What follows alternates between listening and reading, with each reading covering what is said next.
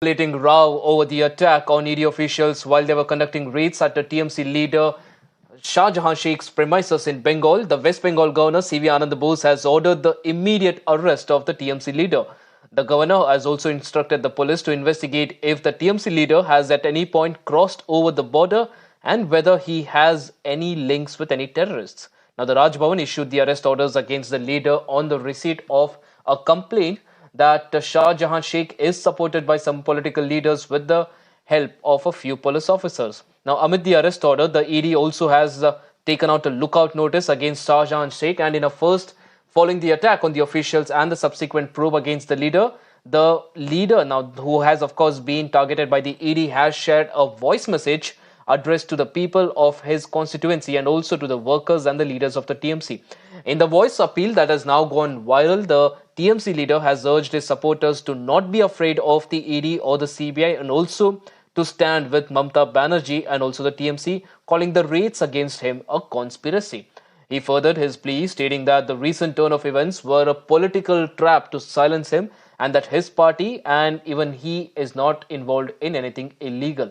Amid the political turmoil in Bengal, the BJP state president Sukanta Majumdar has also met the governor of Bengal, and sources suggest that the meeting was to discuss the attack on the ED officials in Sandesh Khali.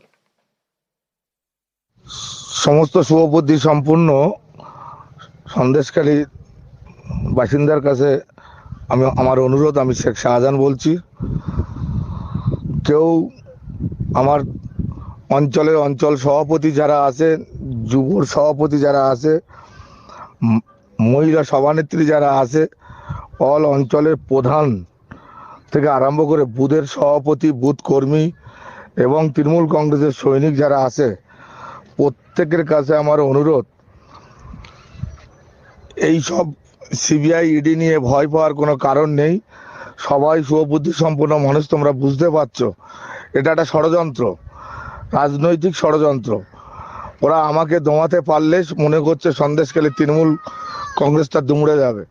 অতএব ভয় পাওয়ার কিছু নেই। আমার মতো শেখ শাহজাহান হাজারো হাজারো শেখ শাহজাহান আছে। আর তোমরা তৃণমূল কংগ্রেস সৈনিক, যেভাবে মাননীয় মুখ্যমন্ত্রী মমতা বন্দ্যোপাধ্যায় যেভাবে আপনার সবার পরিবারের জন্য করেছে, অতএব সেই জায়গায় আমরা সবাই মানুষ, আমাদের মৃত্যু যে সত্য এটাকে অস্বীকার করার কোনো জায়গা নেই।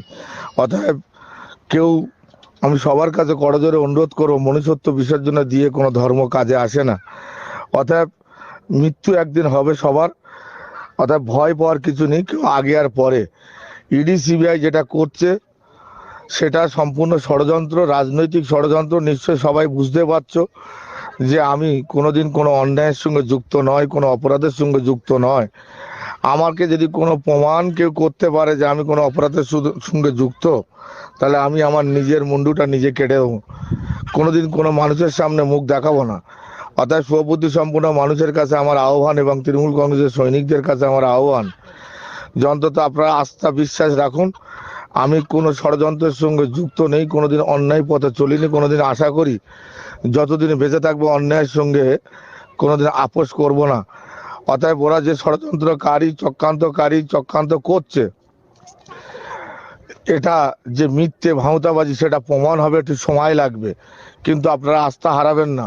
মমতা বন্দ্যোপাধ্যায়ের পাশে থাকবেন, মমতা বন্দ্যোপাধ্যায়ের উন্নয়নের পাশে থাকবেন। মমতা বন্দ্যোপাধ্যায় যেভাবে সবার জন্যে, সমস্ত সম্প্রদায়ের মানুষের জন্য করছে, সেই মানুষটার মুখের দিকে তাকিয়ে আমার কি হবে, আমি কোথায় যাব, এটা নিয়ে ভাবনা চিন্তা আপনাদের করার দরকার নেই। অন্তত যত যাই হোক না কেন, আমি আমার মনের কাছে বুঝ দিতে পারবো যে আমার সৈনিক, তৃণমূল কংগ্রেসের সৈনিক, তারা অন্তত দলের পাশে আছে এবং থাকবে।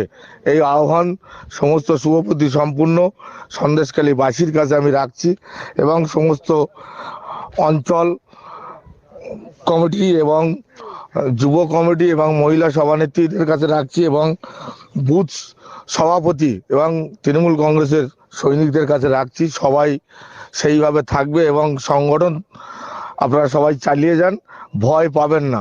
মৃত্যু একদিন না একদিন হবে, অন্যায়ের বিরুদ্ধে আমাদেরকে লড়ে যেতে হবে এবং এই ষড়যন্ত্রকারীরা এরা একদিন নিপাত যাবে, এটা সেই আস্থা ভরসা রাখুন। সবাই ভালো থাকবেন, সুস্থ থাকবেন, সবাইকে আমার অন্তঃস্থল থেকে হার্দিক অভিনন্দন এবং শুভেচ্ছা জানিয়ে আমি শেষ করলাম এবং সবাই ভালো থাকুন।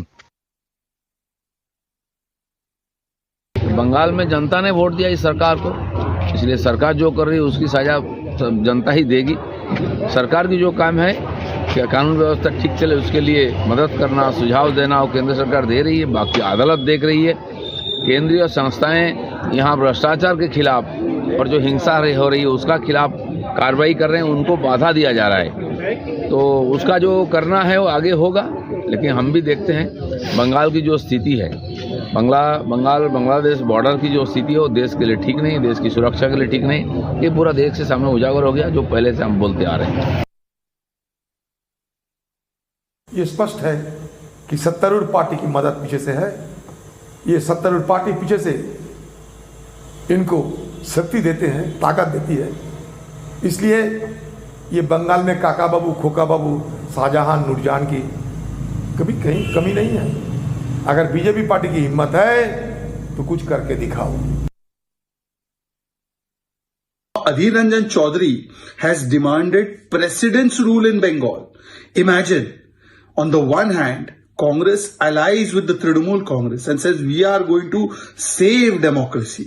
On the other hand, their tallest leader says that democracy is in peril in West Bengal. He said that today there has been a hamla, tomorrow there can be hatya.